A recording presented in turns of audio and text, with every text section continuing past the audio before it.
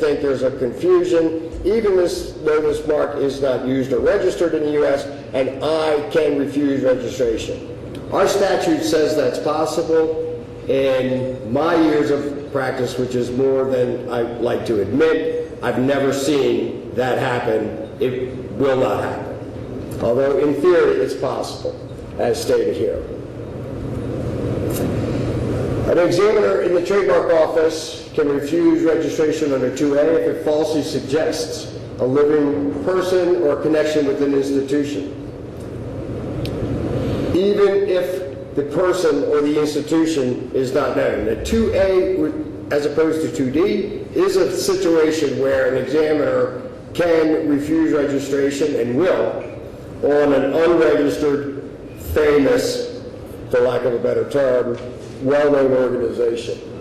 In order to sustain a refusal by the examiner, and again, when I use the refusal by examiner, it's going to be the same standard at a trademark trial and appeal board practice, trademark trial and appeal board procedure, and whether it be in opposition or cancellation.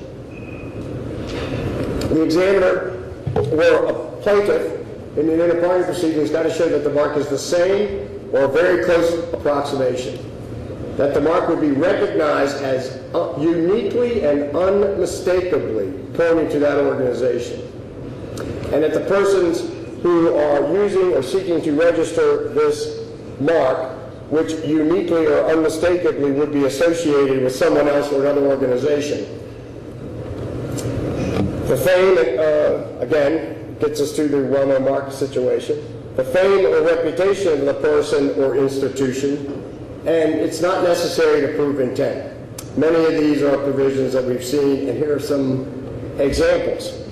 Apache, which is a Native American tribe, very famous in the United States. Apache for cigarettes. Somebody tried to register that, unregistered mark by the Indian tribe, but the examiner felt, if people seeing this tobacco product, do they think of or associate it with the Apache Native Indian tribe in the United States? They answered that in a positive, hence the refusal was sustained under Section 2A, false association. NAFTA, someone's wanted to register NAFTA for trade and investment services. The examiner said, well, NAFTA was not a registered trademark in the United States. It falsely suggests, or consumers seeing NAFTA investment services might think that the NAFTA, National Trade Organization, would be associated or in some way uniquely and would mistakenly point to the NAFTA organization. Sydney 2000, again, an example of a Section 2A refusal. Somebody wanted to register it for advertising and business services. The examiner said it would uniquely and unmistakably point to the organization of the Olympics in Sydney in 2000. West Point for shotguns and rifles. West Point, as many of you know, is the U.S. #1 military academy. It uniquely and unmistakably pointed to them. National Intelligence Agency for educational services falsely suggests an association with the U.S. government. And my favorite is bow ball.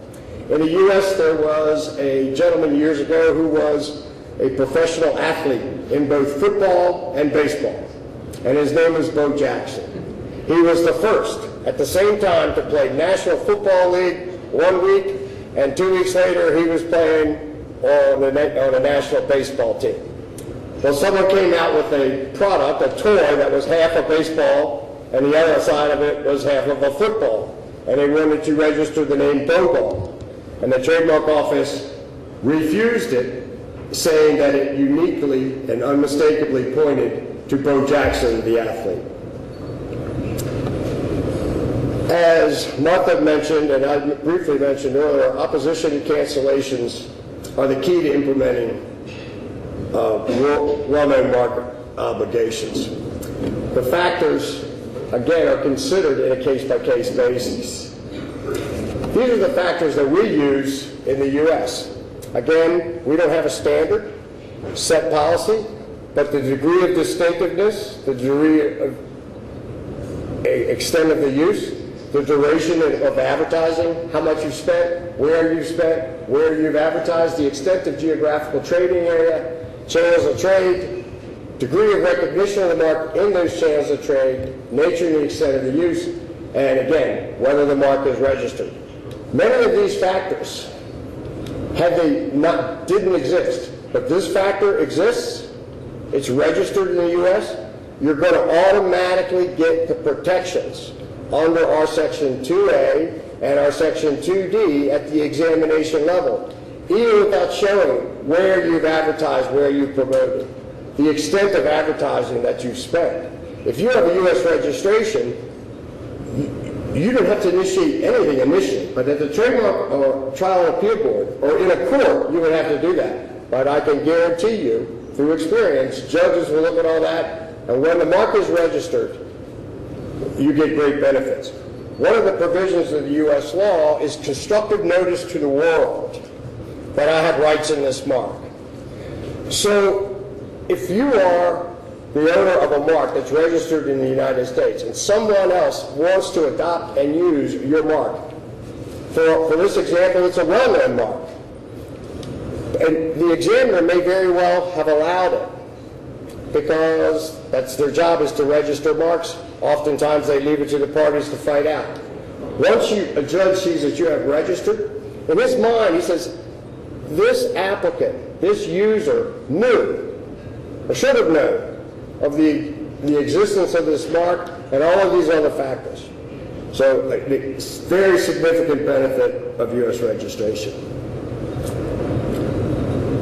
These are the benefits of avoiding a statutory definition. I showed you the cons of why we don't do it, but these are the benefits. The result of a rigid, and I'm going to read it, the result of a rigid definition is usually the creation of a rigid list of well-known marks. That in turn may lead to undue protections of those marks that are on the list, thereby undermining the legal obligations to protect well-known marks. The U.S. position is a mark may be well-known only within a particular area. A particular mark may gain or lose its well-known quality over time, and it's difficult to determine which standard a trademark examining operation ought to adopt. Here are some cases of well-known marks in the U.S. And as I go through them, you'll notice if the U.S. had a list of well-known marks that were automatically entitled to this significant additional protections, this case would have never got anywhere, right? They would have said Google is a well-known mark, end of story. But since we don't have that list, and we have that level of factors, and we have a two-stage situation, the examining operation, and then you institute opposition procedures if necessary, and then we even have litigation, this Google versus Google case went forward. Google wanted to register this mark for software searching, compiling, indexing, and organizing information. As I mentioned before, the benefits of registration entitle you to avoid a lot of costly expenses in an operation or an inter-parties procedure. Google prevailed. I'll tell you what the end result, I know it's not surprising, but this is what they had to establish and prove at the Trademark Trial and Appeal Board.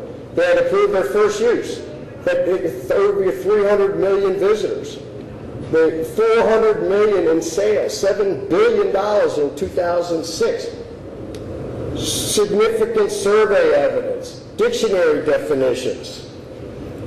The summary judgment is granted, but Google had to pay all that money.